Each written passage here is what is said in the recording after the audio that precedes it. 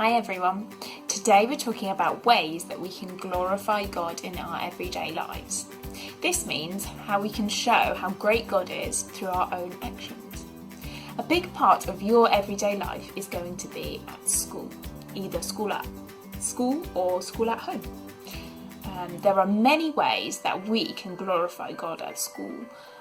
What we learn at church about the examples from Jesus and his life can be used through our whole lives.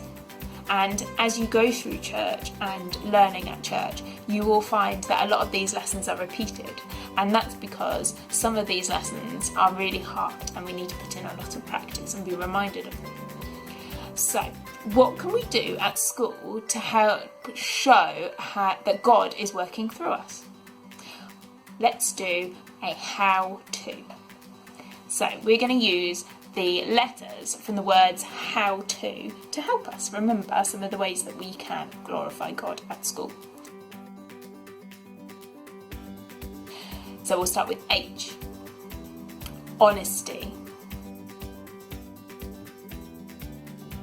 H is for honesty. It's really important that we are honest about ourselves and things we have done with our teachers and our friends. So the first one is honesty. O is for others. About thinking about others, putting others first, being kind to others, and standing up for others. W, that's for working hard. When we work and when we are doing our school work, we are working for God and in God's name. So it's really important that we do our best and strive for excellence. So we'll have W for working hard. T, that is for being thankful. We have so much, and it's really important that we focus on the things that we do have and are thankful for those things rather than thinking about the things that we don't have. That also means that we need to be thankful for the things that we can do and using the W to work hard when there are things that are difficult rather than giving up and saying that we can't. So T is thankful. And the last one is O again, and we're going to say on God, that one. And that means that if there is something that you're finding tricky at school or something that you're not sure that you can manage, we can put those things on God and we can pray for the resilience and the strength to keep trying when we find things difficult. And that's really important at school. And it might be that you need to pray for the confidence to ask for help. It might be that you need to pray that you will find the strength to try again when you found something really hard in the past. And it might just be a prayer for a changing of attitude to help you think that you can actually do this. If you just keep giving it a go and knowing that God is always there to support and help you. That doesn't mean he'll take away the challenge, because we're always being challenged and tested, and we need to go through those things to be able to grow and learn. So, but we can put all those things onto God and know that he is there helping and supporting us. So that O is for on God.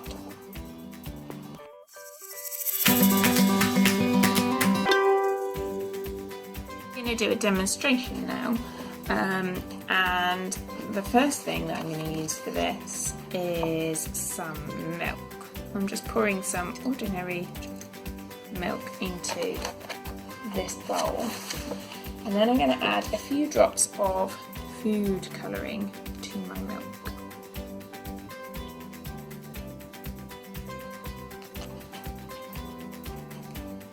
And some red. Oh no, I got that on my fingers. I have blue fingers now. And some yellow. Right, and what we're going to do now is I have some washing up liquid here, and I'm just going to put some washing up liquid on a Q-tip, and I'm going to add this to the milk. You can see that when we add this, it causes all those colours to move and spread around. And the idea that I thought this is quite nice to show is that although we might look the same as everybody else on the outside, I mean we're all a little bit different, but we all look like people. Having God in our lives means that we react differently to what happens to us in our lives, and those how-tos that we talked about earlier can help us with that. And that's just like the milk. It doesn't change when you put a Q-tip in without the washing up liquid, but by adding God or the washing up liquid, it changes the reaction. Right, so we're going to give this same idea a go again, but this time instead of milk, I'm going to try it with PVA glue. And if you've got some PVA glue at home, you might want to try this. Oh, glued shut. Right, so I'm going to pour some glue in here. Now this is supposed to do a similar thing to the milk. I've seen it done before, but it's not one I've tried.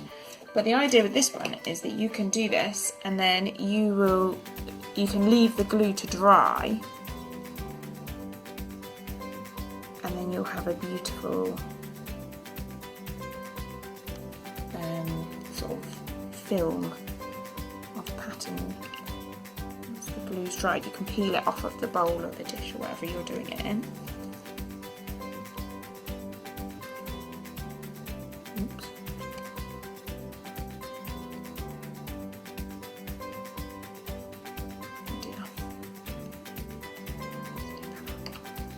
Right, so let's have a look, see if this works.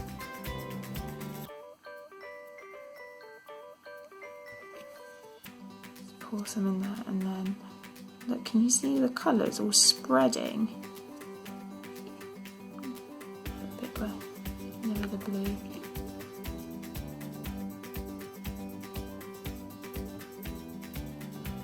So the colours all spread out and move and make this beautiful pattern.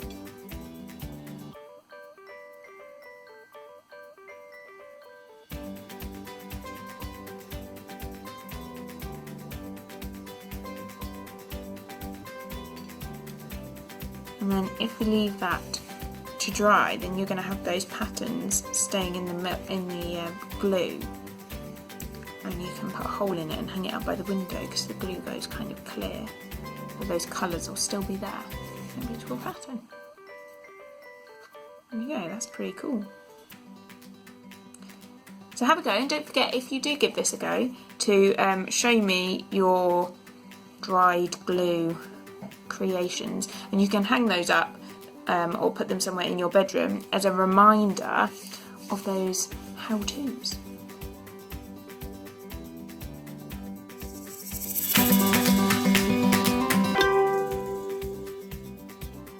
Hi. So the next activity that we're going to talk about today is a gratitude scavenger hunt. And below the video on the children's activities page, there is a picture of a list of things that you can go on a scavenger hunt to try and find things like something that's your favourite colour, something that makes you feel safe, and I want you to have a look and see if you can gather all the things on that list together, and then have a look with your family and explain which item you chose for each of those things. I think there's 10 things on the list for you to go and find, and you can show them and compare with anyone else that took part in it in your house. If you want to ask a grown-up to take a quick picture of the things that you gathered together, you can send it in to the media at christchurchwgc.org.uk, and then we'll be able to share some of those next time.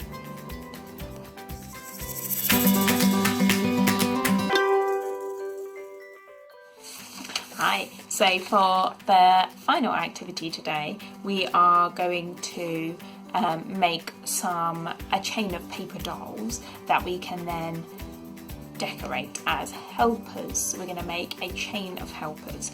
So you start with a piece of paper and you need to fold it in half and half again, always keeping the fold on side, and then in half again. So you've got one side that is just fold and the other side edge has a fold, and then the edges of the paper as well. I've got my pencil. You need to draw half of a person along the fold so that the half lines up with the foldy side.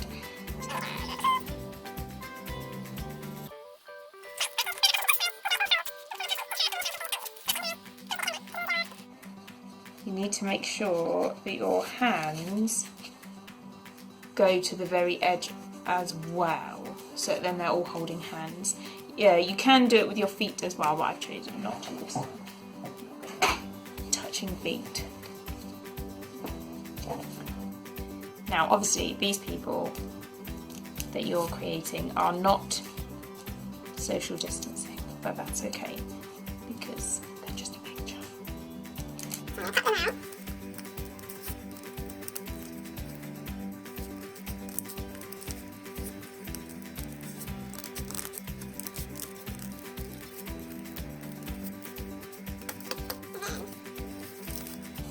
We have, unfold them, and we have a line of people holding hands. So I've got 4 people. If you have a bigger piece of paper, you might be able to fold it more and get more people in your line, which would be great.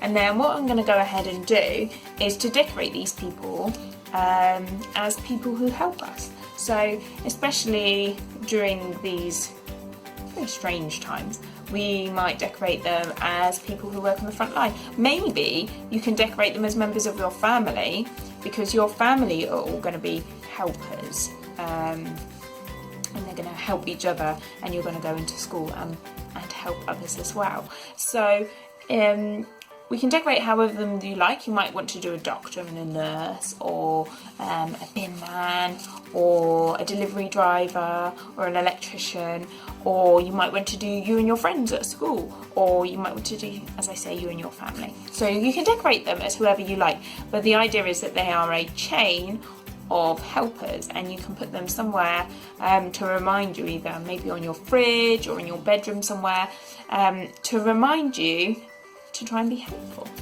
And that was the which one was that? That was the others, the O in our how-to. The first O was to think of others and to be helpful to others. So there we go. That's your last activity for the day. Don't forget to ask a grown-up to send me pictures of your chain of helpers, because I love to see all the things that you get up to. See you later.